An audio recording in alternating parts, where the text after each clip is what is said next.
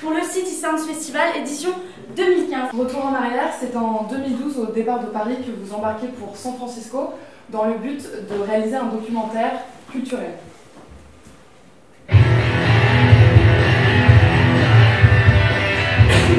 quand vous êtes arrivé à San Francisco, vous avez vraiment apprécié la ville. Vous avez eu ce qu'on appelle un véritable coup de cœur. Vous avez découvert toute la nouvelle scène du rock. C'est vrai, le Summer of Love, c'est votre truc. Il faut dire que la ville regorge de nombreux artistes, tels que les Brian Johnson Massacre, les Black Rebel Motorcycle Club ou encore The Dodos. Fin du voyage, retour à Paris, vous imaginez un concept unique qui est de faire découvrir la scène rock actuelle par le biais d'un festival inédit. Mais attention, vous, votre truc, c'est le rock. Et même si la première édition, elle était plutôt axée psychédélique, garage, vous aimez tous les styles de rock, c'est-à-dire du noise, du hardcore, du psychédélique, du punk, du garage, du grunge, du shoegaze, tous les styles de rock. Toujours dans votre concept unique, vous dédiez chaque édition de votre festival à une ville mythique du rock. Et au niveau des stats, qu'est-ce qu'on a? En France, on a 2000 festivals chaque année, soit plus de 2 millions de festivals chaque été. Ça prouve quoi? Ça prouve que vous avez raison, Alexandre Breton. Parce que oui, vous avez un concept unique. Mais en plus d'avoir un concept unique, vous êtes sur un marché porteur. Et ça, vous pouvez vous en féliciter. L'édition 2013 a donc été dédiée à San Francisco. Vous avez connu un véritable succès. Sur 850 personnes attendues chaque soir, vous avez été complet. C'est un festival unique, oui, mais pas seulement, un festival également de qualité par les artistes qui étaient présents. Vous avez obtenu de nombreuses retombées presse, que ce soit pré- ou post-festival, et vous aviez des partenaires prestigieux tels que Ray-Ban, Paco Rabanne ou encore Agnès B. Et puis 2 ans après, vous avez décidé d'aller à New York. On va imaginer. New York, The Big Apple, Brooklyn.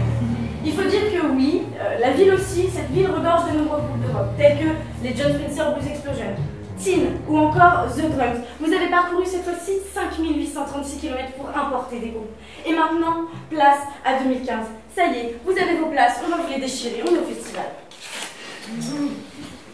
Et donc, en 2015, qui on a? On a les Cerebral Palsy avec du punk, The Men encore avec du punk, les John Spencer Blues Explosion axés un peu plutôt garage, Chrome Cranks pour du noise, Swans avec du choral et Hobbits avec du punk. Qu'est-ce que ça prouve? Ça prouve que, encore une fois, cette année, en 2015, vous avez décidé de faire un festival de rock, oui, mais avec plusieurs styles de rock. La date est fixée, ça sera le 17 et 18 juillet 2015. Vous êtes toujours au 104. Et chaque soir, vous attendez 2000 personnes, donc vous avez doublé votre capacité d'accueil par rapport à l'édition 2013. Et mardi, quand vous êtes venu nous voir, vous nous avez parlé de ces fameux groupes français que vous vouliez programmer. Nous, on vous les propose directement. On vous propose qui? Aqua Serge. Certains peut-être connaissent Aqua Serge. Il y a le batteur de Tame Impala dans ce groupe-là qui est un des plus grands groupes de psychédélisme en Australie et dans le monde. On vous propose aussi Céline, qui est un groupe de Valenciennes de psychédélique. Il y en a les Wall of Death, du post-psychédélisme, et on a Jean-Jean, qui est plutôt axé rock instrumental. Pour cette édition 2013, la chaussure est là pour vous aider à atteindre vos objectifs. Tout d'abord, générer un trafic autour du festival et pendant le festival, mais également augmenter votre notoriété. Mais Clémence, la notoriété auprès de qui? Auprès de qui? Nous, on a voulu savoir. On est allé dans la rue. On est allé à la rencontre de ce public. On s'est dit, qui sont-ils? Et du coup, avec l'agence de la chaussure, tous ensemble, on est allé dans la rue pour voir si la musique était vraiment fédérateur, si le rock était fédérateur. Et je vous laisse regarder le résultat.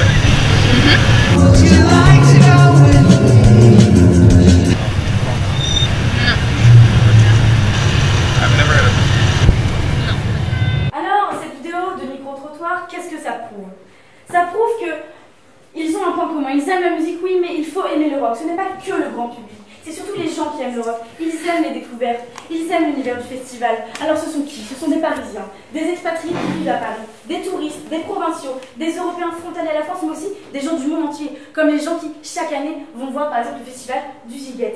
Et il y a aussi les aficionados du rock, les fans, les collectionneurs, les addicts au concert. Et on ne les oublie pas. Les journalistes, les blogueurs, les bookers, ils sont très intéressants pour vous. Les attachés de presse, les directeurs de bar et on en passe. Alors ça, qu'est-ce qu'on en tire de ça? Non, pour écouter du rock, il ne faut pas avoir 15, 30 ou 25 ans. Le rock, c'est ouvert à tous les âges. Il ne suffit pas d'être riche ou pauvre pour écouter le rock. Ça prouve que la musique, et donc le rock, dépasse les frontières de la communication. Et finalement, Clémence, qu'est-ce qu'on en retient de tout ça? On en retient qu'on a un festival récent, qui a une notoriété à acquérir, car oui, il y a un véritable manque de communication.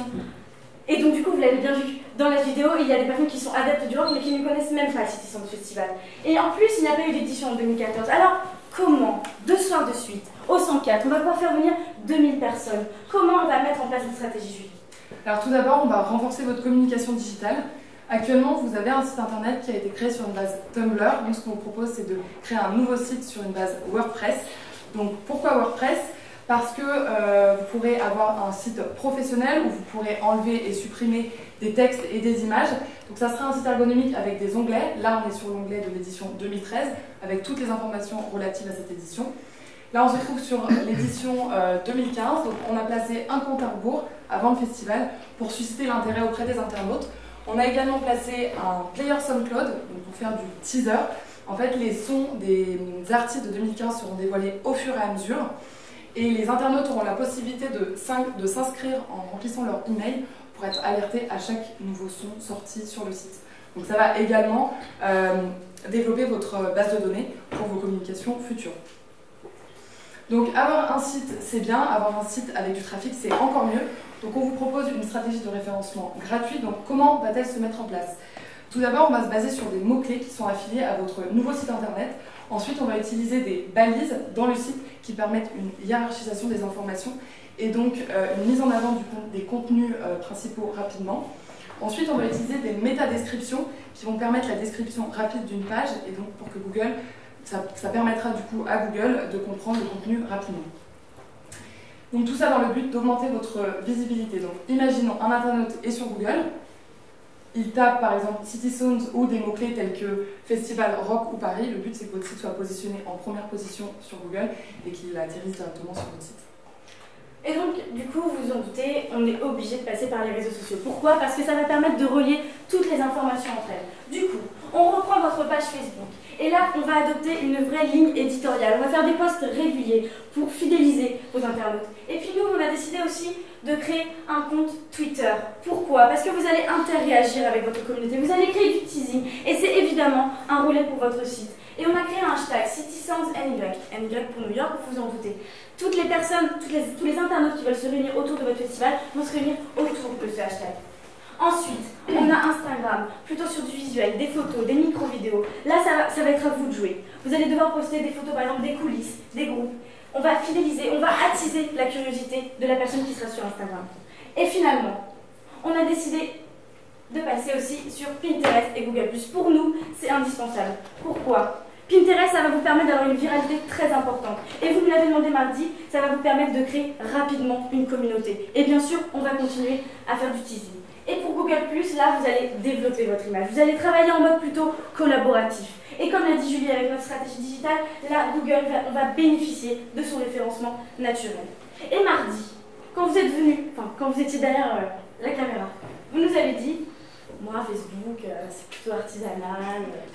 Oh, écoutez, nous, ce qu'on propose, c'est un community manager en freelance, avant, pendant et après le festival. C'est lui qui va s'occuper de ça. Mais attention, vous le savez, on ne communique pas sur les réseaux sociaux pendant les 2 jours du festival, ou que pendant un mois après le festival. Non, c'est toute l'année. C'est ce qu'on appelle une communication en continu. Et au-delà du digital, comment on va s'axer notre stratégie? Parce que la musique est un voyage, nous ce qu'on souhaite c'est plonger le public au cœur de l'univers du rock new-yorkais d'aujourd'hui et de demain, mais tout en restant à Paris. Donc notre premier temps, c'est une balade parisienne à la découverte de l'univers rock new-yorkais. 3 bus typiquement new-yorkais vont investir la capitale française le temps d'une journée, le 27 juin 2015. Donc il y aura 2 bus statiques qui seront placés dans des lieux stratégiques. Donc tout d'abord le bus Place de la République, qui est le bus passé sous le thème de l'univers du rock new-yorkais. Donc ambiance, son, décor, tout sera fait pour permettre une immersion totale new-yorkaise, comme si on y était. Et en prime, l'agence de production Rock City Documentary va nous céder les droits d'un web documentaire qui retrace l'histoire du rock new-yorkais, et ce documentaire va être projeté tout au long de la journée. Pour les adeptes du shopping, il y aura la friperie Jukebox qui va proposer ses pièces à la vente à l'extérieur du bus. Donc un deuxième bus, place de la Bastille, c'est le bus City Sounds. Donc le public dans ce bus sera plongé dans l'univers du festival. Il va y avoir des interviews des festivaliers, des fondateurs, des affiches, des images. Bref, tout ce qui rappelle le festival. Il y aura un stand de merchandising qui va être installé pour l'occasion. Voilà, un stand de merchandising. On voit être vendus les sacs pour le festival ainsi que les t-shirts. Alors bien sûr, il faut imaginer ça avec la créa de votre graphiste que l'on pourra mettre pour l'édition 2015. Donc pour les plus gourmands, il y a le stand Bob's Bake Shop qui proposera une dégustation gratuite de burgers et de hot dogs. C'est le spécialiste de la food new-yorkaise à Paris.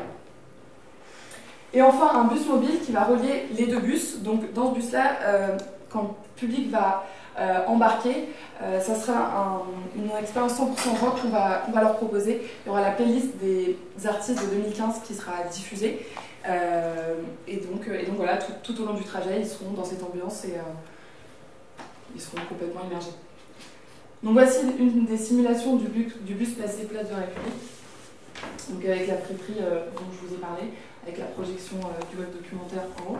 Donc comment on va communiquer sur ce grand événement? On va utiliser les réseaux sociaux qui bénéficient maintenant d'un trafic plus important grâce à la communication digitale qu'on a mise en place précédemment. Et donc voilà, on a annoncé cet événement sur les réseaux sociaux. Deuxième temps, une course à Paris sur fond de rock new-yorkais. Qu'est-ce que c'est? Déjà, avant de vous parler de qui c'est, ça se passe le 10 et 11 juillet 2015. C'est une date stratégique parce que, vous le voyez, c'est une semaine avant votre festival. Nous, on vous a déniché un super partenaire. Ce partenaire, c'est qui? C'est Uber.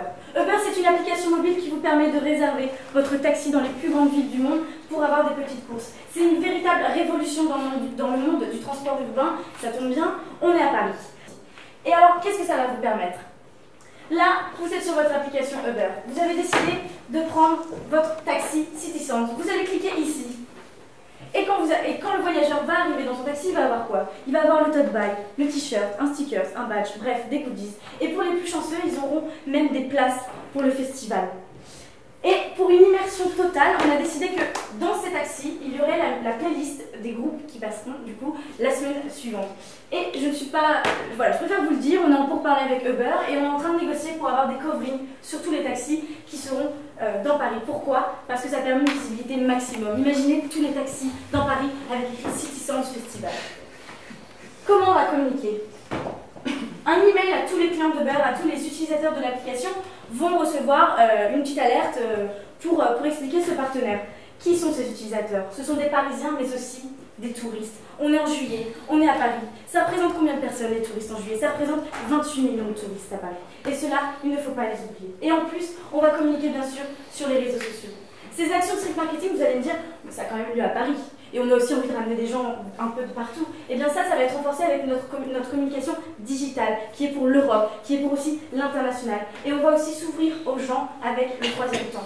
Donc le troisième temps, souvenir de voyage rock'n'roll. Donc parce que la photo est souvenir, nous souhaitons mettre en place un concours photo du 27 juin au 12 juillet. Donc le principe est simple, inciter les amateurs de rock à faire eux-mêmes une photo en lien avec 3 mots, New York, rock et Paris.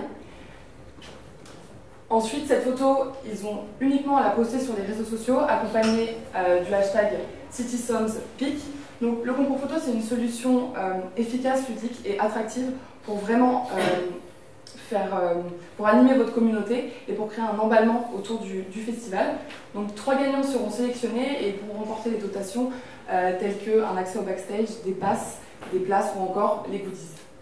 Donc au lancement du concours, il va y avoir une annonce qui va être faite sur l'ensemble de vos réseaux sociaux, donc ça c'est la simulation pour Facebook. On va également faire du Facebook Ads, des Facebook Ads qui seront publiés sur les fils d'actualité des internautes qui ont un intérêt pour le rock'n'roll.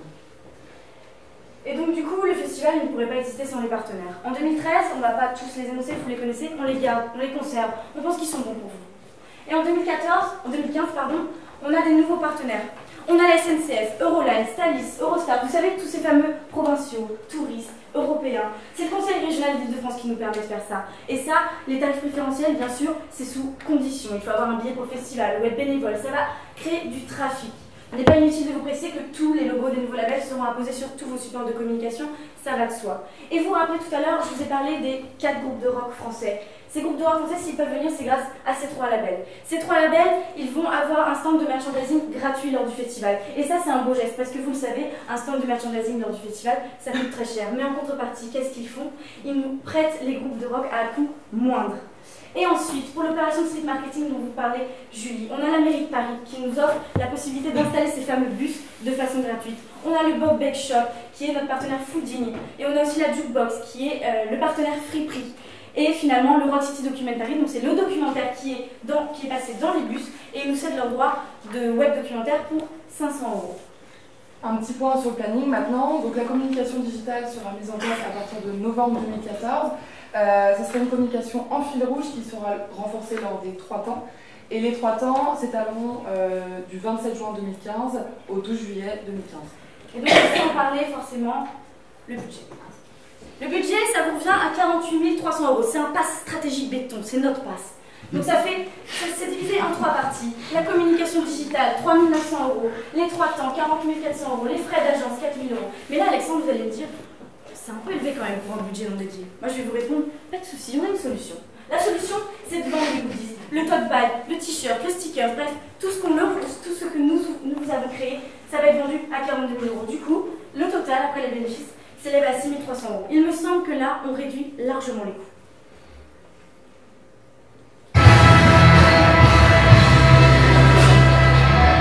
Merci de votre attention, on espère qu'on vous a fait voyager, en tout cas vous nous avez fait voyager. Et n'oubliez pas, la chaussure elle est taillée pour toutes les aventures. On a parcouru 5836 km, on a sillonné New York. Et du coup nous maintenant on est convaincus, on est sûr que le City Sound Festival édition 2015 ça va cartonner. Et nous on espère que vous avez trouvé chaussures à votre pied.